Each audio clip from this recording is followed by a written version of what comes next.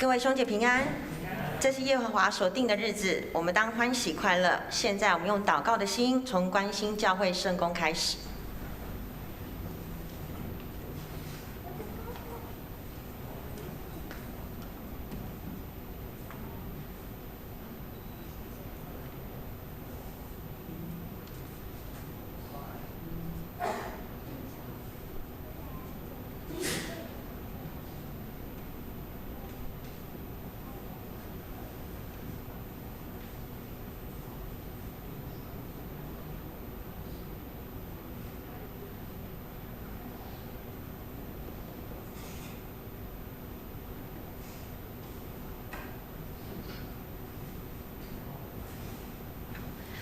那教会的圣工就请大家看一下周报哈。那我另外补充一个，今年度会计作业需要，若有奉献，请在年底12月27号前完成。谢谢大家配合。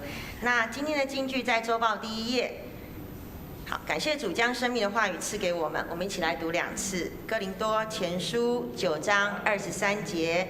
凡我所做的，都是为福音的缘故，为要与人共享这福音的好处。哥林多前书9章23节，凡我所做的，都是为福音的缘故，为要与人共享这福音的好处。现在请大家一同站立，我们同心来祷告。亲爱的主耶稣，我们要一心一意的感谢你，颂赞你的名，因为你信实有不变的爱。我们要宣扬你主权的荣耀和大能，让世人都知道你奇妙的作为。凡信靠你的人都会明白，你是慈悲、充满怜悯的主，亲近所有求告你的人，垂听他们的呼求。你所造的一切都要颂赞你，你的主权永远长存，你要永远作王。主啊，感谢你带领保守我们1个礼拜平安地度过，恳求你的慈爱赦免饶恕我们的亏欠。你没有按着我们的过犯待我们，为的是要给我们悔改的机会，使我们转向你。你能体恤我们的软弱，卸去我们一切的重担。愿主圣灵与我们同在，愿你的荣光常照在我们里面，也照在我们前面的道路，引领我们前行。在你特别的生日当中，我们来到你的面前，我们来纪念主你在我们生命中所赐下的恩典，也让我们更知道我们属神的儿女是何等的有福。我们愿欢喜喜悦地聚集在主的宝座前，同心敬拜你。我们用主教导的主导文一起来祷告。我们在天上的父，愿人都尊你的名为圣，愿你的国降临，愿你的旨意行在地上，如同行在天上。我们日用的饮食，今日赐给我们，免我们的债，如同我们免人的债，不叫我们陷入试探，救我们脱离那恶者。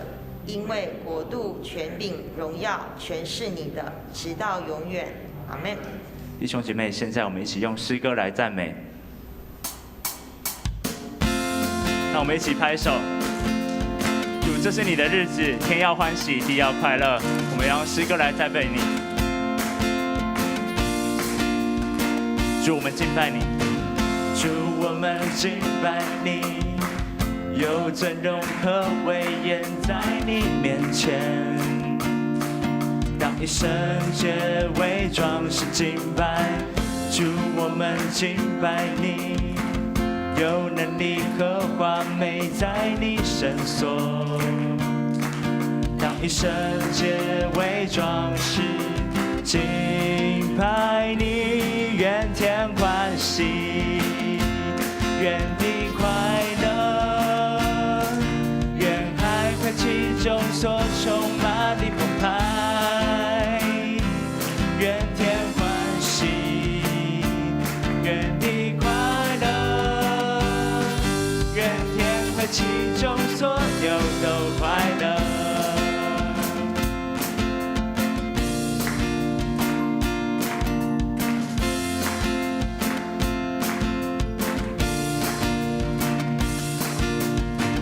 主，我们敬拜你，有尊荣和威严在你面前，当以圣洁为装饰敬拜。主，我们敬拜你，有能力刻画美在你身所。当一生皆为装饰，敬拜你，愿天欢喜，愿你快乐，愿海和其中所充满的澎湃，愿天欢喜，愿你快乐，愿天和其中所有都快乐。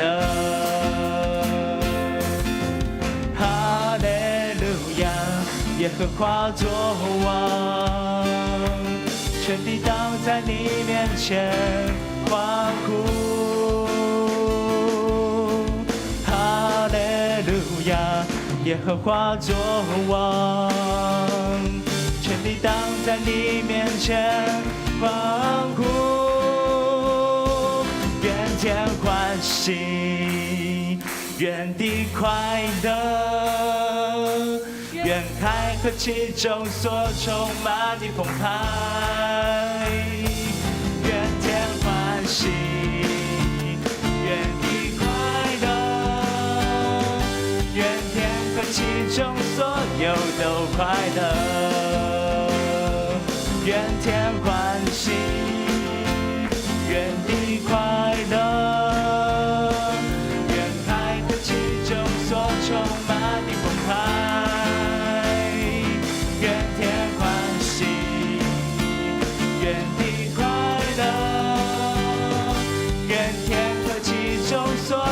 都快乐，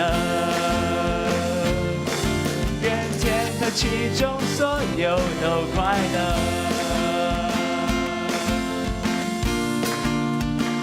主，掌声归给在天上的父。主，是的，我们欢喜快乐的来到你的面前。主，是的，耶稣，荣耀和爱戴都归给你。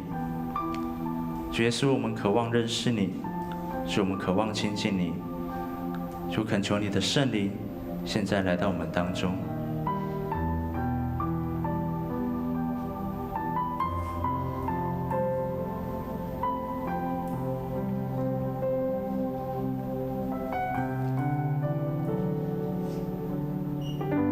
圣灵，请你来，充满在这地。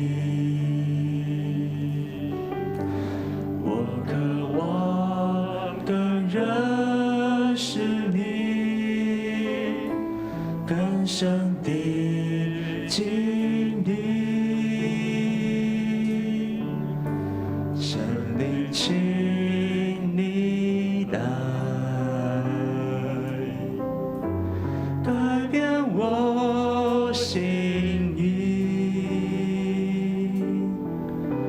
开我眼睛，开我耳，让我更多人是你，我呼求圣洁，圣洁，圣洁归我主，我遵从你荣耀，荣耀，荣耀归我主。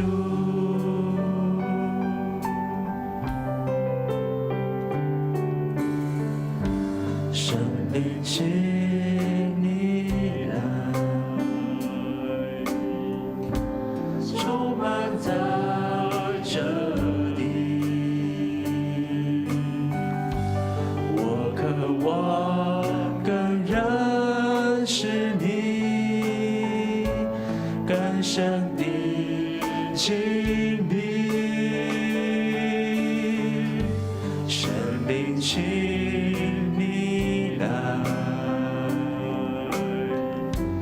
改变我心意，开我眼睛，开我耳，让我更多认识你。我呼求圣洁，洁，圣洁归我主，我遵从你荣耀，荣耀，荣耀归我主，我呼求圣洁，圣洁，圣洁归我主，我遵从你荣耀，荣耀，荣耀归我主，我呼求圣洁，圣洁，圣洁归我主，我遵从你荣耀，荣耀，荣耀归我主。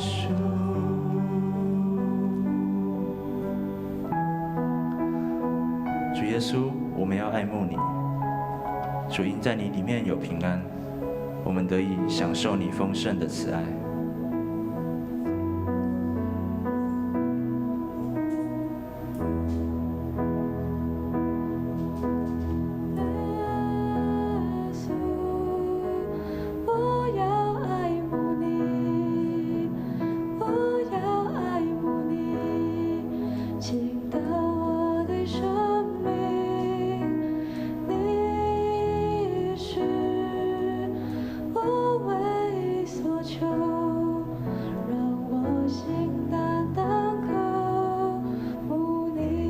再次献上我们的祷告。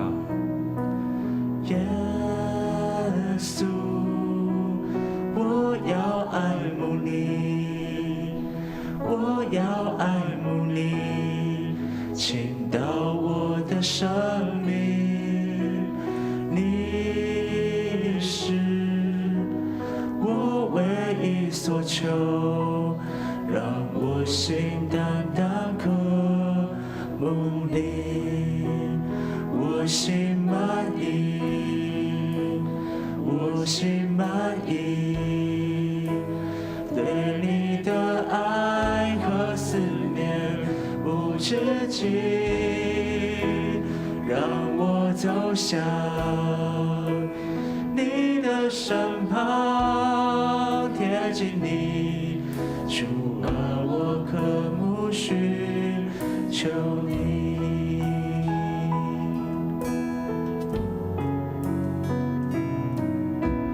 耶稣，我要爱慕你，我要爱慕你，倾倒我的生命。你是我唯一所求，让我心单单渴慕你。再次对耶稣说。耶稣，我要爱慕你，我要爱慕你，倾倒我的生命。你是主，你是我们唯一所求，让我心单单渴慕你，我心满意，我心满意。对你的爱和思念无止境，让我走向你的身旁，贴近你，主啊，我渴慕寻求你，我心满意，我心满足，我的心满意，对你的爱和思念无止境，让我走向你的身旁，贴近你，主啊，我渴慕寻求你，我心满意，我心。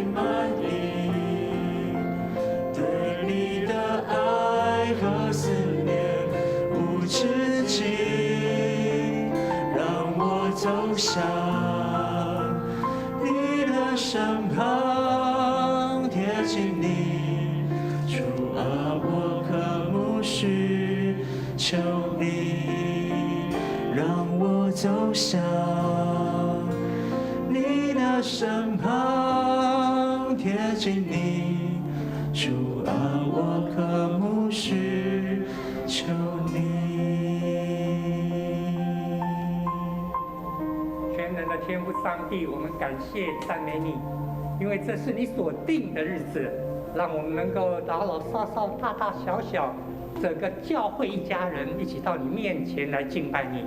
我们感谢赞美你，恳求主圣灵再一次运行在我们中间，让我们能够从我们的心灵诚实来与主亲近，渴慕主你的话语在我们的心里来充满、来滋润、来浇灌我们。这样感谢祷告，奉耶稣基督圣名，阿们。请坐。我们特别今天有几位年轻的朋友在我们中间，因为每个人生日的时候，大部分的人生日的时候，我们会有生日蛋糕，所以小朋友都会知道生日蛋糕来了，我们就会点蜡烛。不是点蜡烛，其实生日的人最重要是要吹蜡烛啊，不是要点蜡烛，对不对？生日的时候要吹蜡烛，所以他们就会希望也能够参与在跟全人类都有关系的主耶稣基督的生日里面。我们在代降节一起来点这样的一个蜡烛，而且是4个礼拜，4个礼拜，第一个礼拜1根蜡烛，第2、第3，一直到下个礼拜4根蜡烛。我们是盼望，不只是我们知道耶稣降生，也有许许多多的朋友，我们周遭的人，他们知道耶稣的降生与你、与我、与他都有关系。这个关系是基督教信仰很特别的。无论是我们在家里跟爸爸妈妈，或我们在家里跟朋友，面对这20年来的挑战，人越来越能够独立，越来越能够生活。年轻的朋友以后他很快他就知道怎么到 7 去了，对不对？有悠游卡吗？你有悠游卡就走遍，不是走遍天下，走遍台湾5南市。台北市被世界评定为，最近又看出来了，被世界评定为最适合、最吸引人居住的3个城市之一。这3个中间，一个台北，还有一个在瑞士。最吸引人为什么？当然，他说的不只是它的方便性。台湾特别优势的就是我们的方便，还有我们的保健、医疗保健，能够有那么好的医疗品质，而是那么样的符合大众的需要，这全世界真的是很难找到。但是我们也知道，就是因为这种方便，让人跟人生命的关系就越来越疏离呀。你一方便的时候，你在家一切都搞定。我们还记得我们在习惯那个字的时候，才几年前的事情，已经快30年了。住宅的宅，住宅的宅，所以我们会叫说这个男孩子叫宅男就类似这样。这已经是30年前的字了，年度的最被票选出来的字，这已经是30年。我们已经经过了这么长的时间。一个人越来越习惯，越来越有能力自己生活。可是，在信仰生命里面，提醒我们的生命一定是在关系中间，它绝对不是一个人好就会好，它一定是在生命关系中间彼此。这个从最简单的日常生活的动作开始，所以我们才会说吃吃喝喝很重要。原因在这个地方，家人一起吃饭。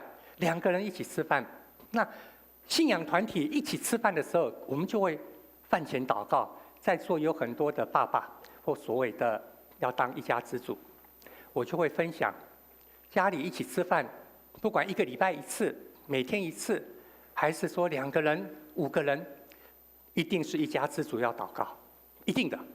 可是我先生还没有信主啊，我们有一些姐妹，我先生还没有信主，没关系，你把祷告的范本给他。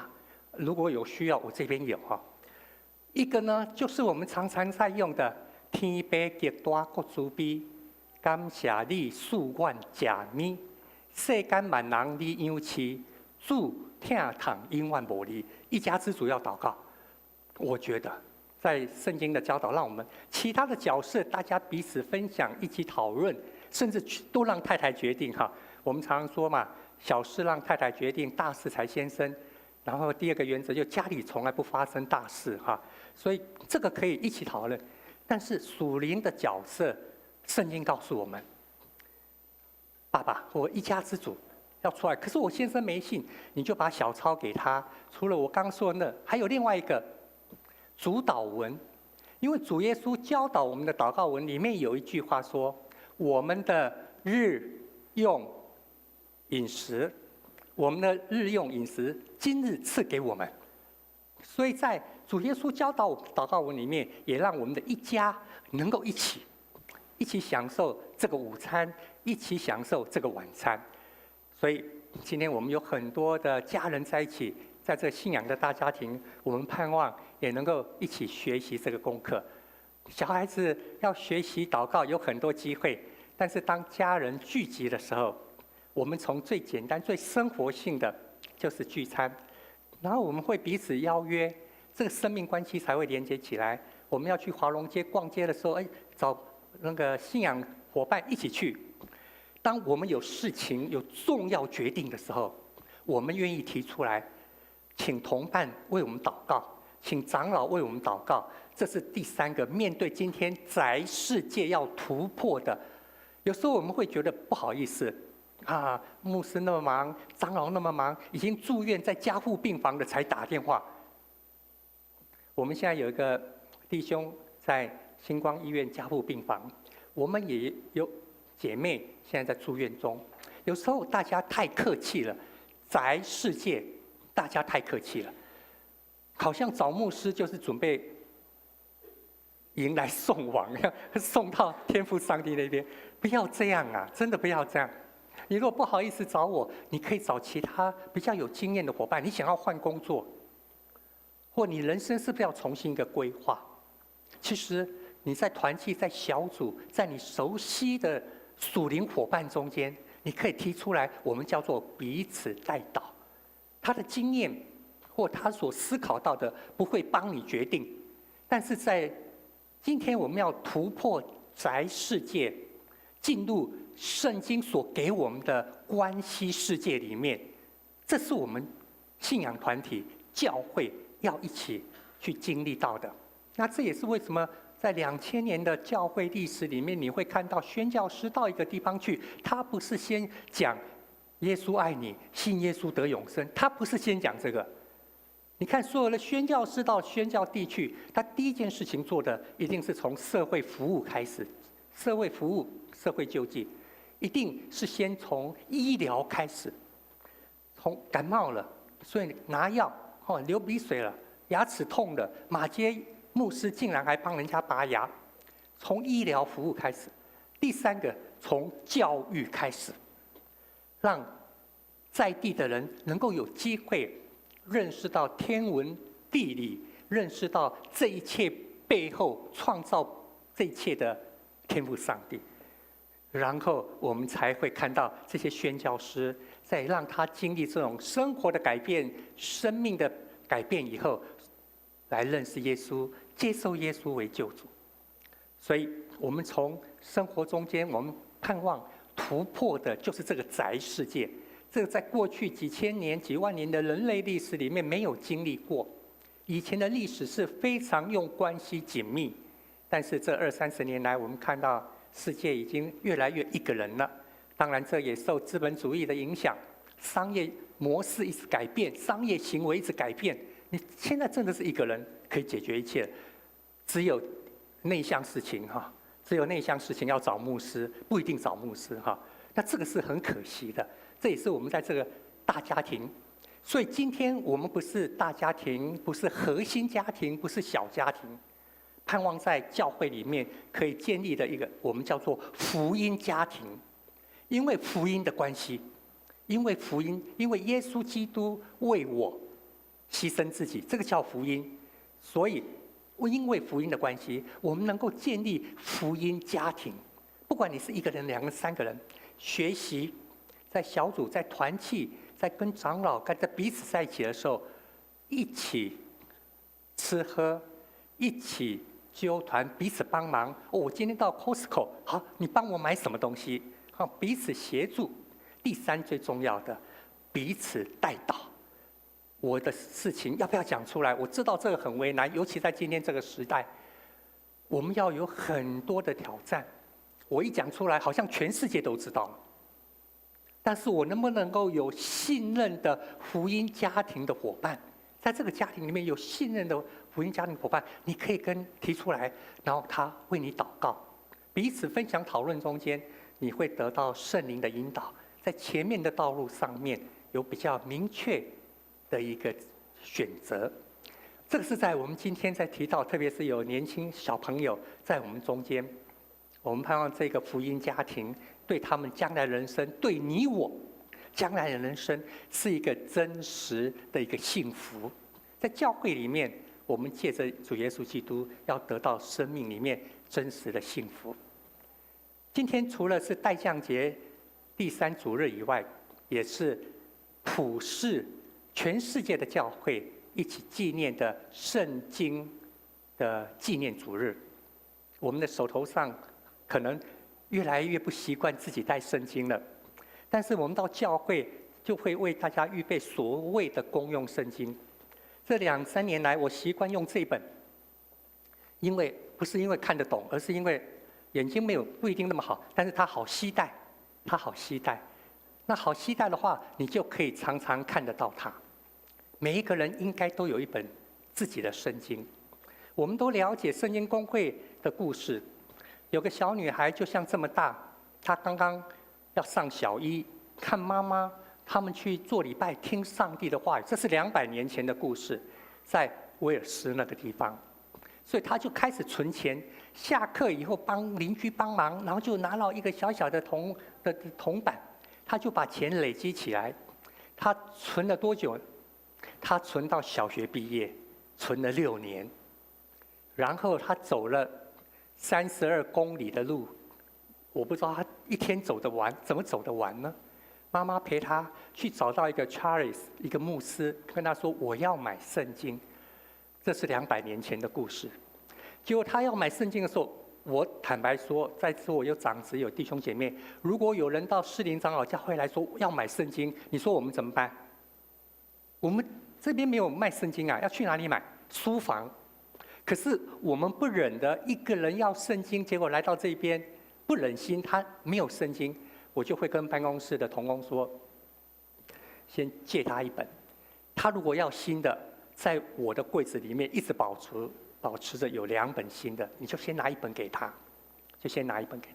我们舍不得让他去哪里找，所以我们现在要买到圣经很方便啊！我不花那个700块，不花500块，这个打开就有了，好，你的手机就有了。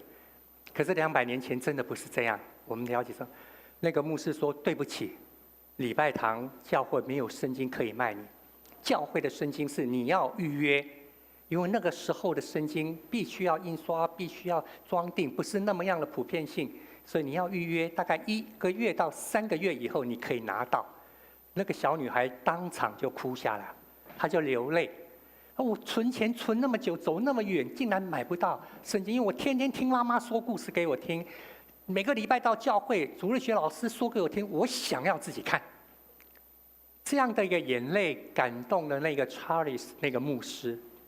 所以他在英国，在威尔斯，在伦敦，他就发起邀请很多的长辈，所谓的大人呐，我们看得懂圣经，我们有圣经，但是我们从来没有想到那些没有能力买圣经、看不懂圣经的人，我们应该要为他们服务。所以他邀约了一些人，就成立了一个叫做 Bible Society。第一个 Bible Society 就是伦敦圣经公会，叫做 Society， 意思就是说我们邀集这些人，不止奉献，而且要把圣经能够普及化。所以圣经公会圣经楼还必须要翻译圣经。如何让读小学的朋友他能够读懂圣经，甚至如何让3岁的小朋友他能读懂圣经，所以我们就会有看到的绘画本的圣经出现了。圣经必须要不断的调整翻译，为了是要让人都能够得着上帝的话语。所以今天特别圣经公会的奉献主日，在我们中间，你能够有机会一起参与。如果你心里面也感动，希望能够有更多的人领受到上帝的话语，而且自己读那个经历真的是不同。如果这样的话，我们可以一起参与在圣经公会的事工里面。全世界现在总共将近100多个的圣经公会，有的是国家，有的是地区。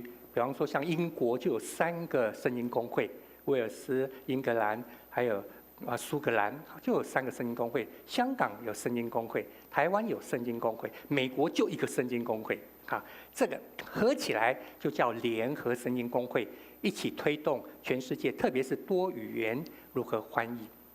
那借着这样，我们要讲到跟耶稣有关了。为什么上帝给我们他的话语？我们说上帝的话成为人来到我们中间，就是耶稣基督，我们称为道成肉身。所以当我们在说上帝的话语的时候，至少有2个部分你很深刻经历到，一个就是圣诞节到了，道成肉身，耶稣来了，对不对？第2个道成肉身是你每天与京剧有约，你在抄京剧的时候，上帝来到你中间，主耶稣基督到你的生命里面。所以你不要轻看你在抄写圣经的时候，你不要轻看那个时刻，那个时刻借着圣灵的帮助，主耶稣基督亲自到你的门前来敲你的门。如果你1个礼拜有1次与京剧有约进入灵修笔记，在外面你拿到的京剧有约后面有个部分，1个礼拜至少1篇与上帝相遇做灵修笔记 QT 的话，在那个半个钟头，那1个钟头，甚至有一个姐妹跟我说：“哇，给我不输便宜啊！”一忘记了2个钟头过去了，不是被我骗，是你一旦进入上帝的话语，跟他对话的话，你会发现一下子1个钟头过去了，但是你的心灵会得着极大的满足。所以在圣诞节，我们不只欢迎那个看得到的耶稣基督降临在我们中间，我们借着圣灵也领受看不到上帝生命的话语进入我们里面。这是我们在代降节最重要的功课。今年的代降节，我们是一个新的开始，我们从门徒的建造一直要往2021年走，因为2021年我们的目标是门徒合一。有很多的门徒最难的就是合一，因为门徒都很厉害，门徒都有自己的经验。我们如果3个人一起开会，你就会发现3个人开会，哇，意见很多，意见多很好。怎么样能够整合起来？怎么样能够合一？那是一个大的功课。上帝的教会也在学习这个功课。因此，我们今天进入了代降节第3主日，我们请美惠老师、美惠执事来带领我们看2段的经文。有一个人从上帝那里差来的，名叫约翰。这人来是为了做见证，是为那光做见证，要使众人借着他而信。他不是那光，而是为那光做见证。要常常喜乐，不住地祷告，凡事谢恩，因为这是上帝在基督耶稣里向你们所定的旨意。不要熄灭圣灵，不要藐视先知的讲论，但凡事要查验。OK。美善在哪里？美善的事 OK， 美善的事要持守，各样恶事要禁戒。愿赐平安的上帝亲自使你们完全成圣。愿你们的灵魂体得蒙保守，在我们的主耶稣基督来临的时候，完全无可指责。那招你们的本是信实的，他必成就这事。今天我们所看的是带领我们进入了代降节第3个主日，那个喜乐。喜乐是非常重要的一个。这一位弟兄，不管你喜不喜欢他，李进勇，他2018年12月要离开县政府，那时候当县长结束的时候，就已经过了2年了。有一些老员工还怀念他，忘了他做什么，只记得他要离开的时候说那句话，他说祝你们我这个县长要离开了，他说我祝你们哈，要常常喜乐不住的祷告，凡事谢恩。就最人听不的，对不？对不对？在云林哦，尤其是云林县政府，很多人听不懂啊。哦，要常常喜乐。点解大家拢嘛讲台湾话，伊个用台湾话讲哦，要安怎讲？就爱常常欢喜，祈祷无煞，凡事感谢。不住的祷告是祈祷无煞，好，祈祷无煞的哦，祈祷是你一直拢在进行，祷告是不会停止的。伊甲遐个员工讲哦，他华语也讲，台语也讲，就多人唔知影伊4年做馆长吼，高温到底做下来，但是至少他离开的时候这句话，有员工到现在过2年了还记得。当然他就要去找看看这个话从哪里来，还有跟他们讲这是圣经的话。成为一个公务人员特别重要。我们领受了一个比别人更好的机会，就是可以服务人家。他只是没有说服侍人家了，因为在教会我们说服侍。他说你们这是那个上天给你们的机会，但是呢，要服务百姓，要服务居民一定要常常喜乐不住祷告，凡事感谢。这样的话，你的服务品质会好，你自己才有领受啊。这是他要当县长下台的时候跟他的员工所提的。这句话非常有意思，特别是基督徒，当我们在生活中间，我们有没有让周遭的人经历到基督徒的喜乐？在待降节期，喜乐是非常重要，尤其是刚刚我们所读的第2段经文《帖撒罗尼迦前书》第5章那个地方，在提到喜乐、祷告、感谢这3个是交织在一起，缺一不可。缺了1项，另外了2项不可得，不完全。你要把这3项常连接在一起，你会发觉说，要什么事情都感谢，我做不到。就常常保持喜乐做不到，但是常常祷告你做得到。那个上帝念嘛，你常常跟上帝说话，你常常跟上帝说话，越来越了解他的心意，你就会越认识上帝，你会发觉有更多的事情让你感谢。在这种情况，你越感谢，你的喜乐会更充满。而这是上帝对每个基督徒的旨意啊，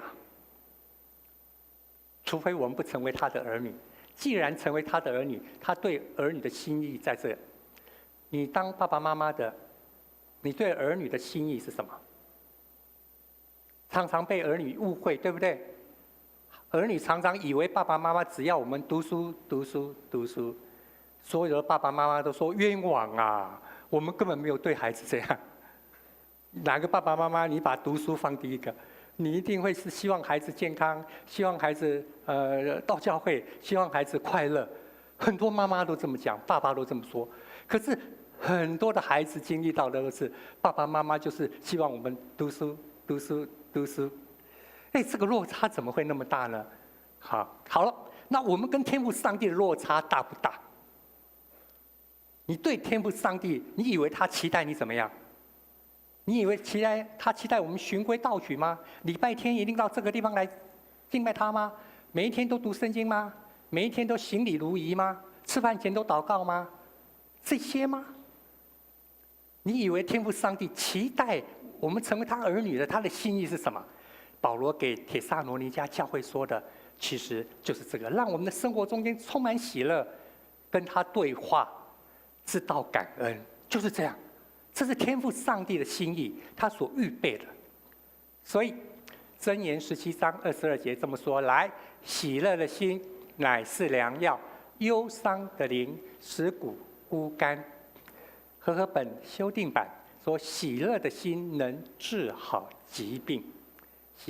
很多时候你真的压力大，事情多，真的喜乐不起来。那个时候要回过头来感谢祷告。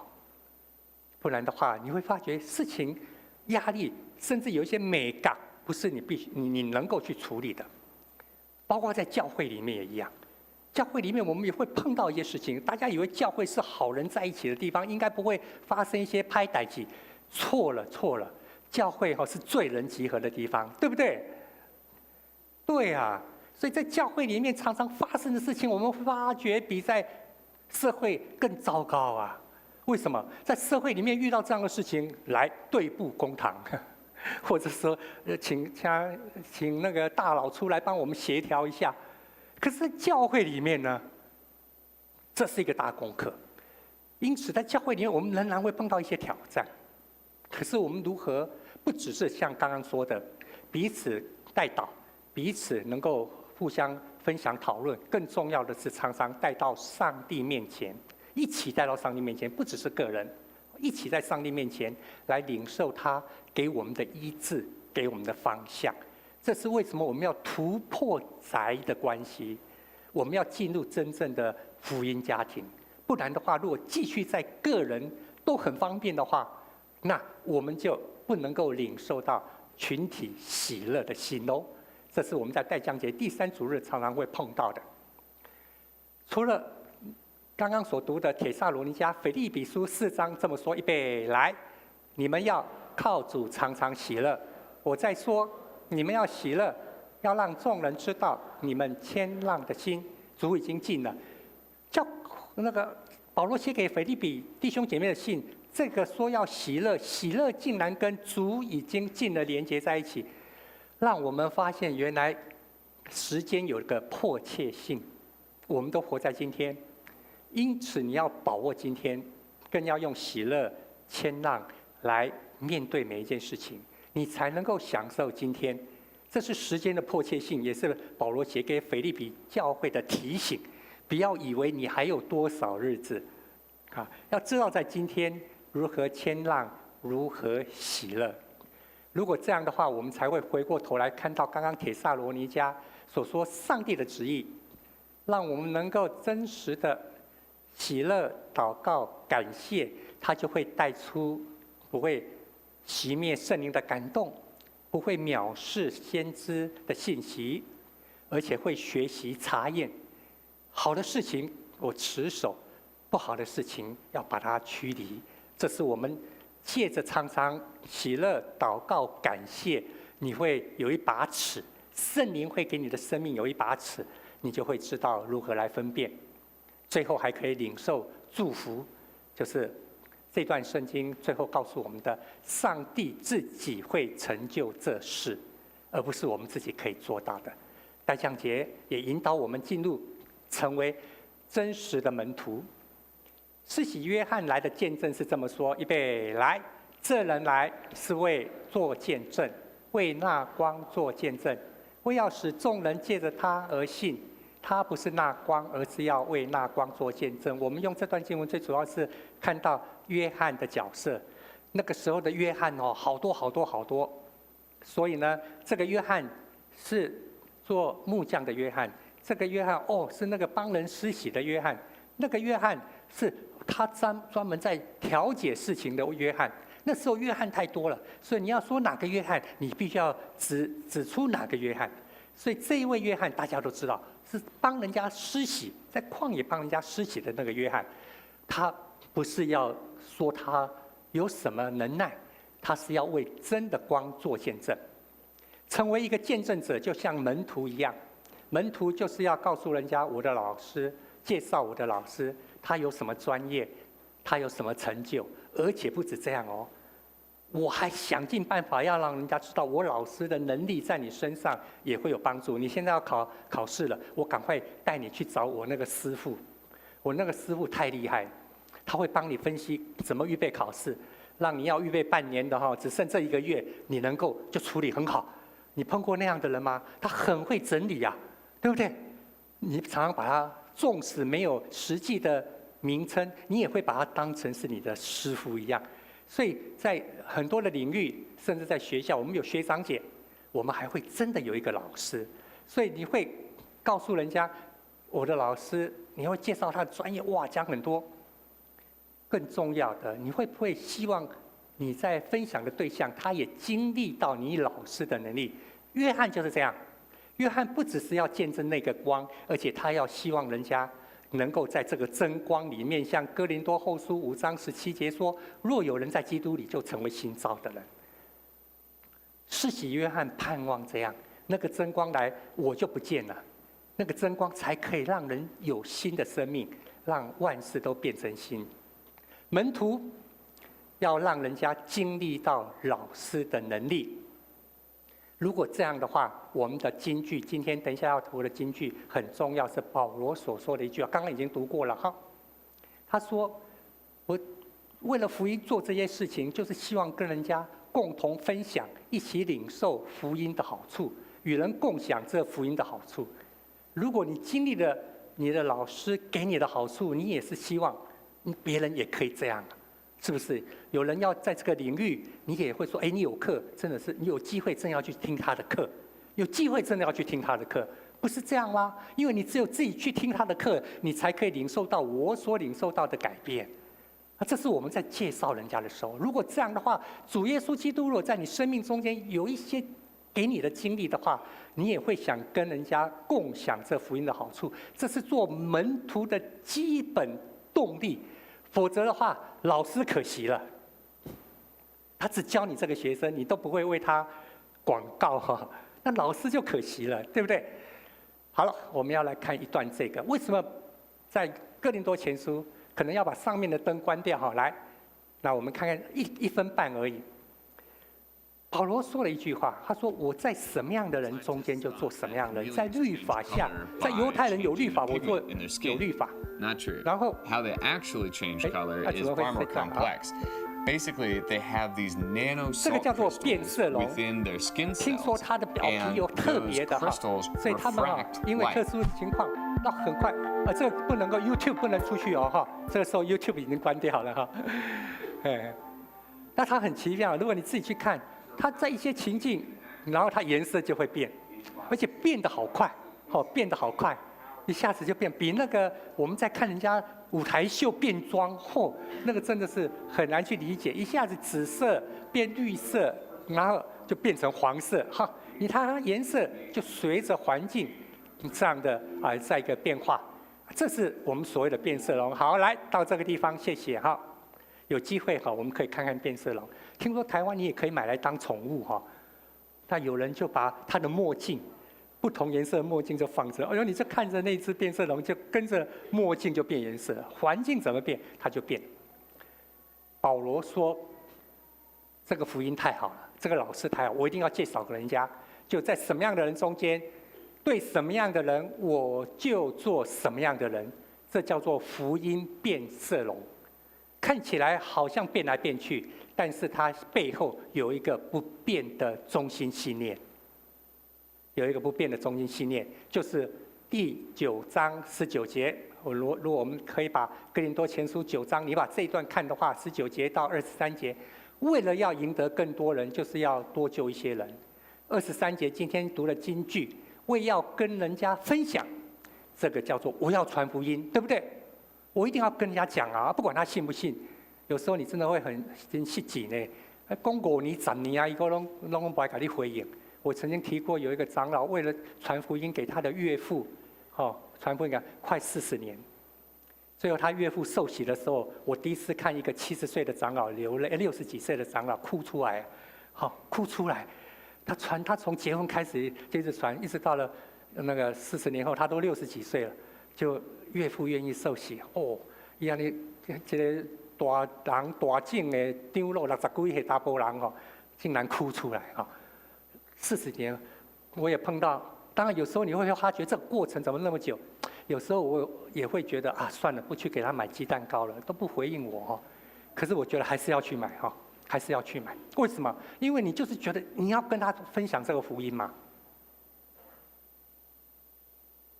福音变色龙，你的角色会变，你的其他的外在会调整，但是你内在一直有一个很大的动力，就是那个救倒不是说你有什么能力这么厉害，不是那个意思，是说你愿意把他带到耶稣面前，让他能够有机会领受到这个福音。这是保罗在心里面永远不变的。这种不变的信念，使他原本是自由的人，竟然愿意为了这些事情成为一个奴仆。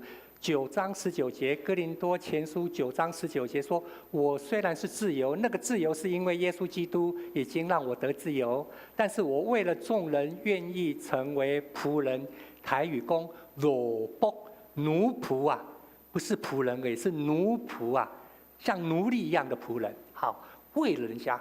那是要多大的牺牲呢？对，所以这个福音的好处会让我们是借着信心来得救，不是借着自己的行为。这个福音会让你生命有改变，那你会说我没有啊，我看到那个信耶稣都没有改变。真的你会看到这样的人啊，但是你自己要去经历，越来越有上帝的本性出现，一些世界上的情欲你会做分别，生活上会受一些习惯的束缚，有的人抽烟，有的人吸毒，有人喝酒，有人吃蚵仔米线，都会上瘾的，都会上瘾。那个瘾就是把你束缚了。福音的好处就是会让你脱离这些，所以我们最后求主帮助我们，因为是基督的爱激励我们。预备来，原来基督的爱激励我们，因为我们这样断定：一人既替众人死，众人就都死了，并且他叫众人，叫那些活着的人不再为自己活，乃为替他们死而复活的主活。我们得自由了，所以我们会成为一种人，叫做选择不自由的自由。你有一个自由很奇妙，那个自由叫做你可以选择成为一个不自由的人，为了别人，你选择一个不自由的人。所以教会历史上有一个传说故事，耶稣被钉十字架之前，旁边还有其他的强盗，那个强盗是要钉十字架的，然后犹太公会说这个耶稣也要钉十字架，比拉多就问大家：好了，特赦的时候我们可以特赦一个，那你们要选择特赦耶稣，还是选择特赦巴拉巴？巴拉巴在监狱里面偷笑，我早就预备好了，对不对？20年又是好汉一条，本来就应该要上十字架，这有什么？那个比拉多在说什么梦话？只是说好听的嘛，大家一定是选耶稣嘛。选我出去一定有灾戏哦！我鸟气啊弯，我一定报。以前对我怎么样的，我以前没有做到的，我出去一定一个一个报，一个一个报仇。巴拉巴在监狱里面在那边偷笑，可是比拉多竟然在台上说：“你们可以选择一个，因为大家都以为犹太人会选择特赦耶稣，巴拉巴出来太危险。”没想到2000年前的决定是什么？他们竟然选择要特赦的是巴拉巴，要把耶稣钉在十字架上。这是人世间最奥秘的一次判决。所有的法官用这个做案例，这个法学院用这个案例没办法上课，因为用这种做案例的话，课就上不下去了，没有课本这么教。所以传统上有一个故事说，这巴拉巴出来以后，他没有去报仇。他莫名其妙，我怎么被放出来？后来人家告诉这个缘由，说怎么可能？你目睭去我现在狗流，你们怎么会选择这个人，而不是选择那个人？我在监狱那么久，也听过他的故事啊。他纵使有罪有说谎，差我远了啊！这比我怎么比得上呢？对不对？上十字架是我，不是他啊！他哪有资格啊？是我才有资格上十字架，他哪有资格？你目睭是去我现在狗掉啊！你们的眼睛怎么回事啦？他才重新把他在监狱里面听的故事重新回过了一头以后，他出来就为耶稣传福音。这是我的老师，他说：“那你要怎么介绍他？”他说：“我只能够说他为我死，所以今天我要为他活。他为我死，所以从此我就为他活。”这是传说中巴拉巴的故事。我们有没有经历到这个主耶稣为你死，为我死？如果你有经历到，那你就会想要介绍这个老师啊，就会像保罗一样，所做的都是为了福音的缘故，为了要让人一起共享、一起参与。这不只是共享，要参与在成为伙伴，好，愿意自己来放弃一些自由，为别人。所以这个礼拜我们自己想一想，福音对你来说是什么？你能不能讲一下？3个4个字就好。对你来说，耶稣基督的福音跟你是什么关系？第二个，门徒一定不是一个人，是一群，所以我们要建造一群门徒，跟人家一起分享。在一群的话就有关系喽。从你的家2个人、3个人、5个人一起开始，我们一起来回应，成为门徒建造过程中间一重要的功课。我们一起来祷告。感谢天父上帝带领我们今天到你面前，再次能够领受你所赐那奥秘的福音。该上十字架的竟然特赦，不该被钉死的竟然为众人死在十字架上。感谢主耶稣基督，你来就为了让我们得自由，让我们得新的生命。既然你已经成就了这一切，主啊，就让我们每一个真的都得着生命，得着自由吧。这样感谢祷告，奉耶稣基督圣名，阿们。弟兄姐妹，现在让我们从座位上站立，愿我们都能成为祷告的殿，越来越符合上帝的心意。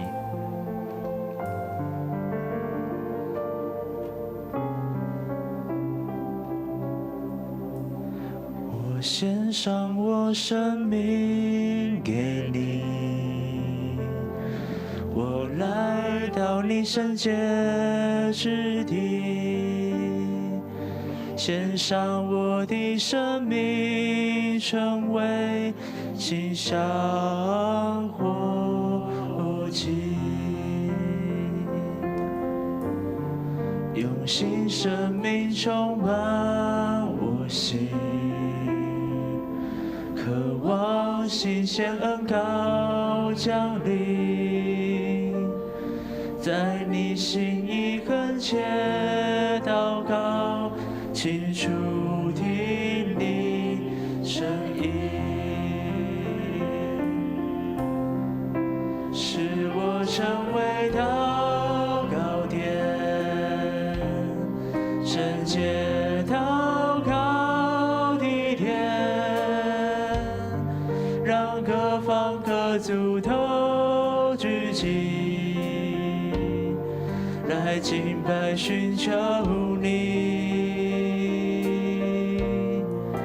使我成为祷告殿，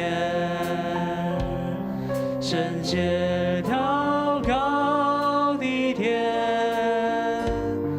让各方各族都聚集，来敬拜寻求你。用新生命充满我心，生命充满我心，渴望新鲜恩膏降临，在你心意恳切祷告，清楚听你声音，使我成为祷告殿，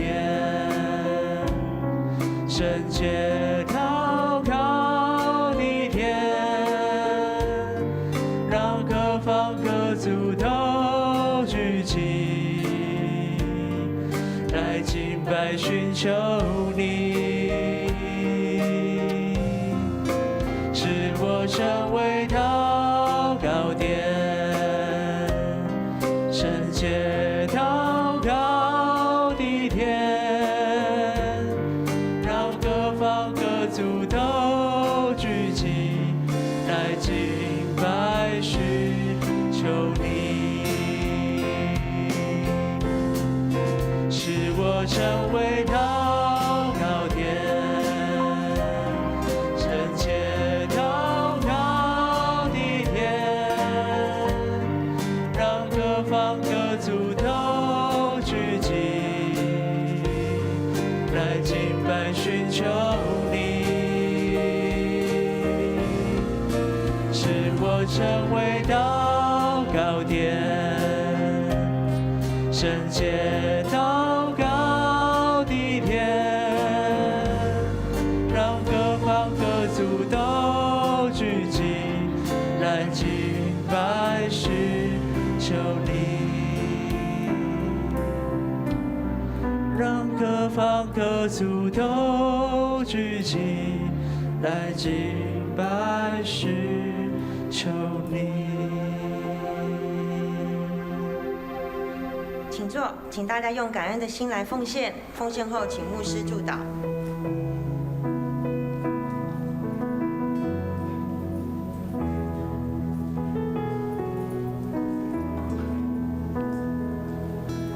恩典每天够我用，纵有困难也不会逃避。有你与我一起，我还惧怕什么？赐我勇气去改变自己。哦，耶稣，耶稣，耶稣，奉献一生，坚因最爱是你。为了你，我愿将一切抛弃。耶稣，我要得着你，你的恩典每天够我用，纵有困难也不会逃避。有你与我一起，我还惧怕什么？赐我勇气去改变自己。哦，耶稣，耶稣，耶稣，请起立。奉献一生，坚因最爱是你。为了你，我愿将一切抛弃。耶稣，我要得着你，我已决定，我一生最爱是你。全能的主上帝，我们感谢赞美你，让我们能够再次经历到你借着主耶稣基督所带给我们真实的自由，让我们能够回应你的爱，愿意为了福音限制自己的自由，来跟人家一起共享福音的好处。愿主耶稣基督的恩惠、天父上帝的慈爱、圣灵的相通扶持、安慰医治，与你们同在，从今日直到永远。阿们。请坐，默祷，待电音乐结束后再离开，祝福大家平安。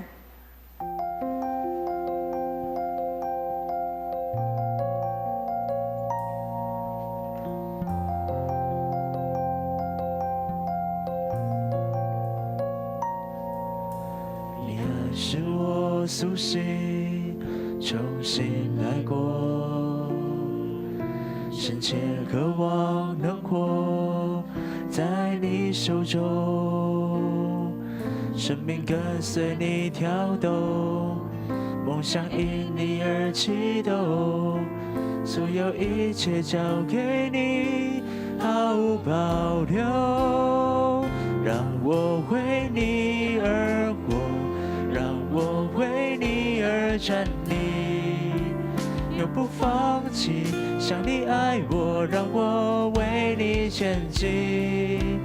我气息是你赎回，如今单单属于你，活出你旨意的生命，改变世界为你转动。